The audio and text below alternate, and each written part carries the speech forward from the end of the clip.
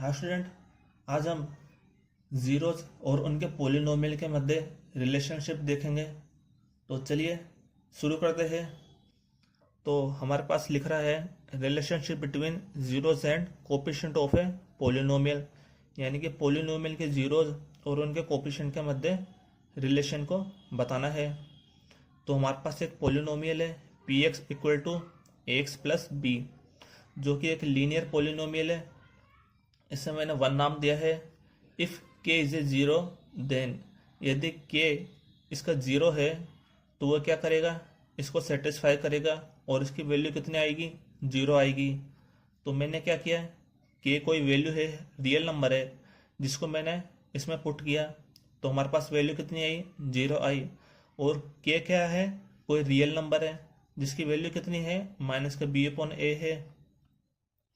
और ये किसके इक्वल होगा, माइनस का constant term upon coefficient of x, यानी कि कांस्टेंट टर्म हो गई जो हमारे पास लीनियर पॉलिनोमियल है, वो कितना इसकी कांस्टेंट टर्म बी है, अपॉन कोफिशिएंट ऑफ एक्स, जो एक्स का कोफिशिएंट कितना है, ए है। तो हमें उसकी क्या करनी है, वैल्यू रख देनी है। और वो वैल्यू क्या आनी चाहिए, जो हमारे पास जीरो है और जो पॉलिनोमियल का जो कोफिशिएंट है और कांस्टेंट है, इनके जो वैल्यू बना के जो बनेगी वो जीरोस का क्या होगी, इक्वल होगी। इसी तरीके से क्वाड्रेटिक पॉलिनोमियल का करना है। तो हमारे पास क्वाड्रेटिक पॉलिनोमियल है a x square plus b x plus c, जिसकी जीरोज है के वन एंड के टू। और इनमें रिलेशनशिप कैसे डिफाइन होगा, पॉलिनोमियल के कोफिशिएंट एंड जीरोस के मध्य। तो इसको डिफाइन करने के लिए हम क्या करेंगे कि सम ऑफ जीरोज, यानी कि जीरोज का सम कर लेंगे और माइनस कोफिशिएंट ऑफ एक्स, जो एक्स का जो भी कोफिशिएंट होगा उसकी वैल्यू रखेंगे, माइनस का कोफिशिएंट ऑफ एक्स स्क्वायर, जो एक्स स्क्वायर का जो कोफिशिएंट होगा उसकी वैल्यू रखेंगे। और वो किसके इक्वल होने चाहिए, के वन प्लस के टू इक्वल टू माइनस का बी अपॉन ए के इक्वल होने चाहिए। इसी तरीके से हम क्या करेंगे, प्रोडक्ट ऑफ इट्स जीरोज, यानी कि जीरोज का प्रोडक्ट करेंगे और वो किसके इक्वल होना चाहिए, constant term upon coefficient of x square. समझ रहे हो ना, कांस्टेंट टर्म रखेंगे, क्वाड्रेटिक पॉलिनोमियल का जो कांस्टेंट टर्म है उसकी वैल्यू रखेंगे upon coefficient of x square की वैल्यू रखेंगे। और वो किसके इक्वल होना चाहिए, प्रोडक्ट ऑफ जीरोज, जो कितना है, के वन एंड के टू। हमारे पास दो जीरोज है इस क्वाड्रेटिक पॉलिनोमियल के, उनको मल्टीप्लाई कर देंगे, इक्वल जो कांस्टेंट टर्म है उसे रखेंगे। ये हमारे पास कांस्टेंट टर्म है, इसको रखा मैंने, अपॉन एक्स स्क्वायर का जो कोफिशिएंट है उसकी वैल्यू रखेंगे। इस तरीके से हमें क्या करना है, इनको इक्वल कर देना है, आपस में इनके मध्य रिलेशन बता देना है, डिफाइन कर देना है।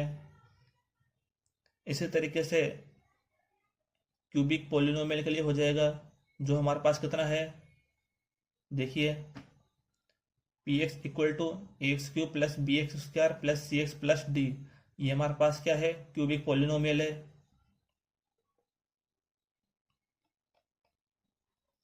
तो जब क्यूबिक पॉलिनोमियल है तो हम क्या करेंगे, हमने मान लिया है कि क्यूबिक पॉलिनोमियल के थ्री जीरोज है, के वन के टू एंड के थ्री। उनकी वैल्यू का क्या करेंगे, हम यहाँ पर सम कर लेंगे, फिर क्या करेंगे, इक्वल करके जो भी एक्स स्क्वायर का कोफिशिएंट है उसकी वैल्यू जो कितनी है, बी है, उसको रखेंगे upon coefficient of x Q, जो एक्स क्यू की जो कोफिशिएंट है उसकी वैल्यू रखेंगे और माइनस का चिन्ह लगा देंगे। तो वैल्यू कितनी आ जाएगी, माइनस का बी अपॉन है। तो माइनस का बी अपॉन है किसके इक्वल हो गया, के वन प्लस के टू प्लस के थ्री के इक्वल हो गया। इसी तरीके से इसका भी प्रोडक्ट करेंगे, वो कितना आएगा कि जो हमारे पास जो जीरोज है, के वन के टू एंड के थ्री, इनको मल्टीप्लाई कर देंगे, इक्वल टू माइनस का कांस्टेंट टर्म, जो हमारे पास कांस्टेंट टर्म है वो कितना है, डी है, उसको रख देंगे, उसकी वैल्यू रख देंगे upon coefficient of x Q का कोफिशिएंट कितना है, ए है, उसकी वैल्यू रख देंगे। तो वो कांस्टेंट टर्म हम रखेंगे तो हमारे पास कितना आ जाएगा, माइनस का डी अपॉन ए आ जाएगा। Thank you.